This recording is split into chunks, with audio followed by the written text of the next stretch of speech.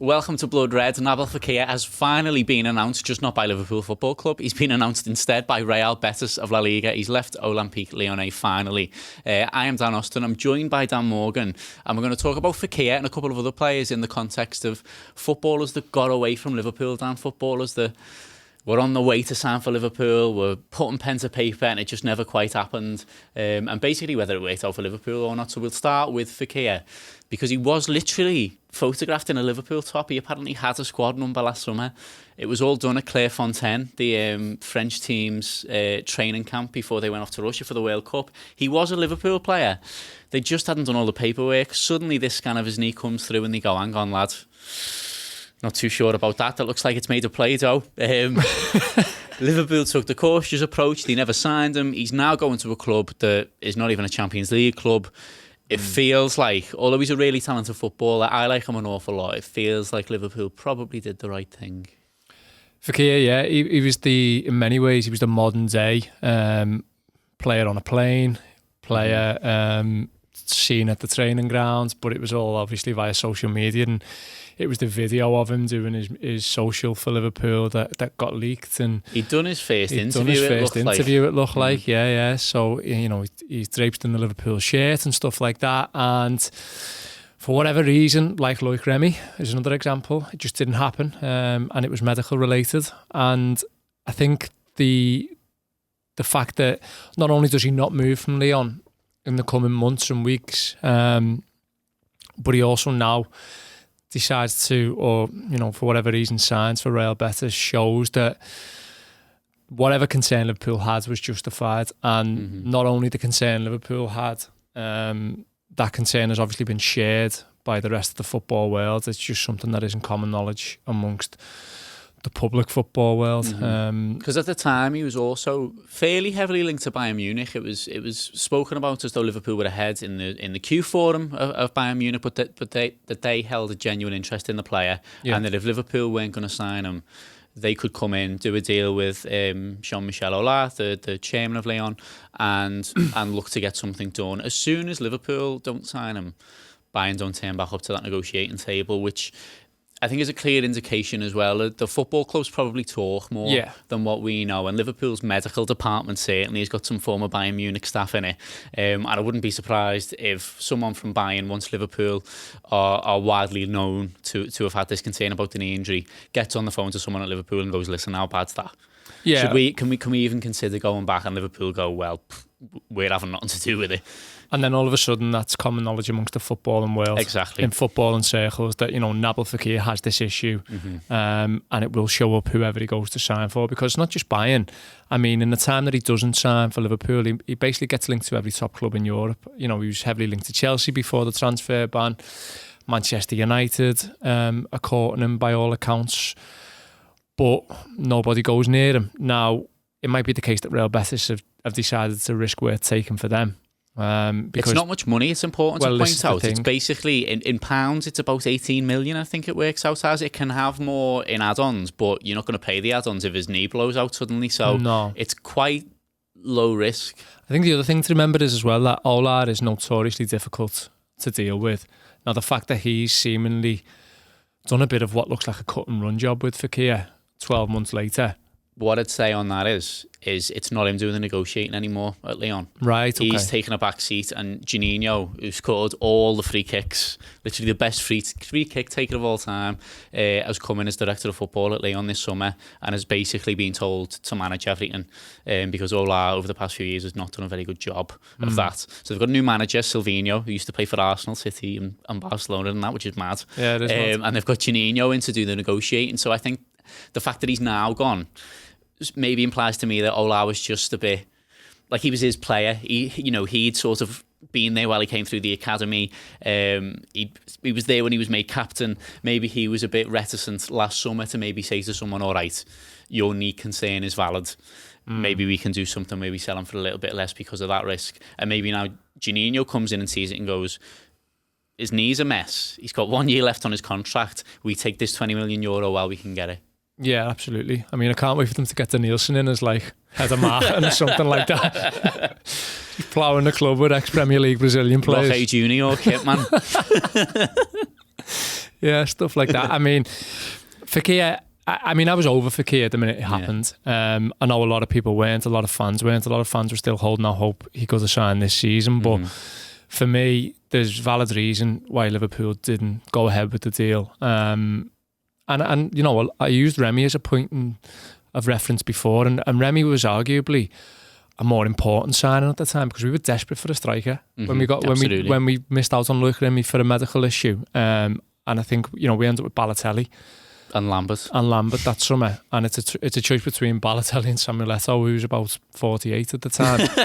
So, I mean, these things can, you know, come back to haunt you, and I get the argument that there maybe isn't a contingency in place when you put your eggs in a basket of a player and something like this shows up. But Liverpool proved last season that although the argument of Fekir as another attacking option for Liverpool was a valid one, they didn't necessarily miss Nabil Fekir when they went and recorded 97 points and won the 6th Champions League. And that makes me think, where did the interest come from in the first place? Because when they didn't sign Fekir, when they decided they couldn't do that, they didn't go and get a similar profile of a footballer who they maybe just thought was slightly less good or had the potential but wasn't quite at the level yet. And they didn't go and revisit it in January, and by all accounts, they're not going to do it this summer either. So it makes me think, did they just sort of realise that the player was available, think he's really good and we'll find a way of using him, and they were going to buy him for that? Because there's no sign that they're going to buy a similar footballer even now. Or is it that they thought Fekir was available last summer, thought, you know what, we can get by for a year without that kind of player, we'll revisit it in the summer of 2019. But then over the course of the season have realised, actually, we're really good and don't need that kind of footballer because we've got a very functional midfield three that works for us and an electric attacking three that we can't really see that kind of footballer who plays between the lines fitting into. Yeah, I think it's maybe the latter. I think, you know, if Fekir, for example, was a similar profile to Xherdan Shaqiri, a 13 million buyout, which Klopp describes himself as no risk because it's 13 million, it's a player with pedigree, etc. Then maybe, you know, you would look at it and say, well, Liverpool maybe just seen the signing as a bonus anyway, and it didn't come off, so everyone's you know, all right with the fact that it didn't. I think, given the fact that Fekir was touted at around 50 million, he'd been a target from the April. Let's not forget that. He emerged as one of the first transfer targets of last season or that summer.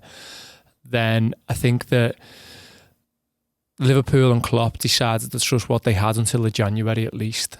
And when they went through the season, they seen the momentum the team built. They seen the way in which they were managing games a lot better with Alisson and Van Dijk through the core of the side. They seen that maybe putting such an emphasis on attacking wasn't really necessary when you could just, in many ways, comfortably win a game 1-0 if you had to. And I think, don't get me wrong, I think it is something they've looked to revisit, but maybe the player they want just isn't available or isn't there for them and isn't fitting the profile, which sounds mad when you've got a lad who, you know, has gone to Real Betis for 18 million and you were willing to put a lot of eggs in baskets to sign him.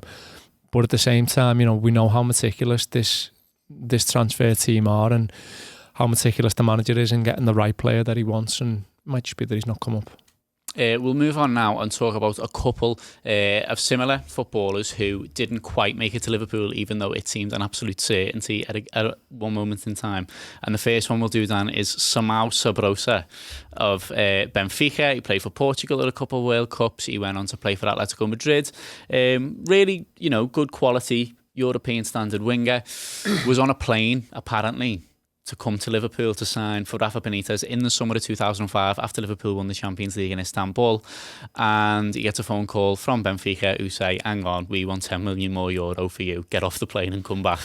I was reading an interview with him before in preparation for this where he gives a very diplomatic answer when asked why he's not joined Liverpool by saying the decision was exclusively Benfica's. Which is a really sort of well-put way, once you realise I've got to do at least another year here, of going, it's their fault, and I'm a bit fuming with them. The rug was pulled under both of me and Liverpool for this transfer. Were we tracking planes in 2005? I don't think Flight Radar existed. Didn't it? No. Oh, what a shame. It wouldn't have got very far anyway, that plane. People would have all been queuing up at John Lennon Airport expecting to get off, and then he never appears. The manifesto for every EasyJet from Lisbon to Liverpool would have been checked. around that time. Yeah, I remember it. I remember how desperate Liverpool were for genuine width around that time. Pace as well. And pace, yeah. And he seemed like one who really fitted the bill. I sort of correlate somehow along with Dani Alves, who we really desperately wanted. And I get the argument that at the last minute, at the last second, Benfica demanded more and needed more money, or decided they wanted more money, more specifically. But this, I couple this with Liverpool's ownership with David Moyes and Rick Parry at the time at the helm of the club, and just the fact of how limited they were within the resources. And I think Benfica maybe knew that they maybe wanted to retain the player, but if they could get more money out of Liverpool, they would. But I think the way in which they saw the deal collapsing was demanding more from a chairman who simply couldn't and wouldn't pay it. And I think that's sometimes gone by the by now in terms of fees and how they're structured and how clubs just have a lot more revenue from TV, etc. But Liverpool were really constrained in what they couldn't do. And Samar was a player who, like I say, would have improved us no end. And then he goes on, obviously, to score a great goal against us at Anfield in the Champions League last 16, which only rubs salt into the wound, doesn't it? In front of the cop. Shows us all what we were missing out on. Another one that we want to talk about quickly before we go is Lee Bowyer. Gerard Houllier, apparently, in 2002, decided that the midfielder he wanted to play alongside Steven Gerrard, an icon of a generation, a future Liverpool captain. He would have had that plan in the back of his mind then. The player he wanted to partner with him was Leeds United's Lee Bowyer, known subsequently, most infamously, for punching his own teammate Kieran Dyer when they were at Newcastle on the pitch during a match. And known as a footballer generally at this time in the summer of 2002 as a grafter, as someone who's going to make things difficult for the opposition, someone who's going to kick people, and very little more than that. And apparently, according to Phil Thompson's autobiography anyway, it was Bowyer's indifference about moving to Liverpool Football Club that saw the deal collapse. I've never heard that one before, certainly for a player of that limited quality. Oh, this is one of the maddest transfer sagas I have ever known. I mean, I'm an active teenage, albeit Liverpool fan around this time, and I remember this went on for about a week, to the point where I thought they were holding Lee Bowyer captive at Melwood. So there's just pictures. This is before social media, obviously, but there's pictures every day in the Daily Mirror or whatever paper, the Echo, of Lee Bowyer playing pool at Melwood. Lee Bowyer just kicking about. Lee Bowyer having something to eat at Melwood. Like it's a summer camp. Just kicking about like it's Butlins or something. And it goes on, and it goes on, and it goes on. And I remember it being a Sunday, and I was in Alton Towers, Dan. That's how teenage I was. I was in Alton Towers. You're queuing for Nemesis. I'm frantically ringing home to see if this transfer has been finalised. Yeah. And apparently Liverpool pulled the plug because, shock horror, Lee Bowyer wasn't that bothered about signing for Liverpool. I just imagine the ego you've got to have on you to essentially be a lad who is employed to kick other lads, to get brought to Liverpool, shown around, go, listen, we really want you, to go, Liverpool invested a lot in Lee Bowyer before they'd signed him. Phil Thompson is giving quotes to the media saying how he can be our very own Terry McDermott. There's the most criminal aspect of the whole thing is that Liverpool spend so much time investing trying to get Bowyer that they don't end up signing him or Damien Duff, who goes on to sign for Chelsea, who really would have been the better option. Do you know who they do sign instead of Lee Bowyer that summer? Salatiel. Yeah, they've run out of time by spending it all talking to Lee Bowyer. Gerard Houllier watched a couple of World Cup matches and gone, he'll do for me. I'll have his mate as well. Yeah, and that's it. That's literally where they end up at. It's probably literally, they've tried to get Juve, and the agent or someone involved in the entourage of that have gone, I know you're looking for a centre mid, by the way, I've got you on here. He's really good. And Houlier's gone, yeah, all right, because we had one that we thought we were getting, and it turns out he was some divvy who didn't even want to play for us. So yeah, I'll take them both off you. And by the way, while you're here, we've got the French next Zinedine Zidane here. Do you want him as well? Oh, let's not get into Bruno Shadu. That's it anyway. Some of these transfer sagas worked out for the best. Some of them did not. But I'm sure that even if it's not this summer, Liverpool will most inevitably be involved in more of them in the future. Thank you very much for watching this. Me and Dan are working at the minute on a piece around Liverpool's most sort of infamous transfer sagas that you will be able to read on liverpool.com. That's who we work for, and there's loads of really good writing on there already. We've been telling you throughout the sort of American tour there's going to be plenty around sort of transfer deadline day and that kind of thing, but also as the season goes on, we've started doing our match day content now, and people seem to think it's really good. We're happy with it. So if you're interested in basically any kind of Liverpool writing, have a look on there, because we're made up with what we've been doing so far, and it's only going to get better. For now, though, thank you from Dan, thank you from me, and enjoy the rest of your day. All the best.